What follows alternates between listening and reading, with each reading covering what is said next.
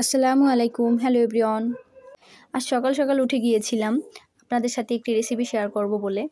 তো আজকে কিন্তু সবার অতি পরিচিত একটি রেসিপি শেয়ার করতে যাচ্ছি, ধনিয়া পাতার ভর্তা।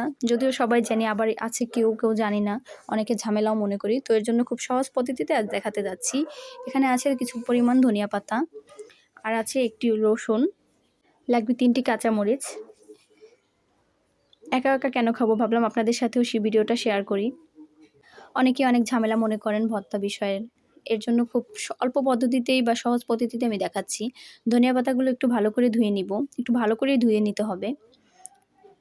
অনেক সময় অনেক পোকামাকড় থাকে, এই তো ধুয়ে নেওয়া হয়ে গেছে। এরপর আমরা কেটে নিব, ধনিয়া পাতাগুলোকে অর্ধেক করে কেটে নিব। কেটেও নিয়েছি, এতে বাটাবাটি করতে একটু সুবিধা হয়। কেটে নেওয়া হয়ে গেছে। আর এখানে রসুনগুলো কিন্তু আমি ছিলে নিয়েছিলাম, মরিচগুলোকে ধুয়ে নিয়েছি, রসুনও ধুয়ে নিয়েছি। রসুনগুলোকে আমি অর্ধেক ভাগ ভাগ করে নিয়েছিলাম, যেহেতু বড় রসুন এর জন্য।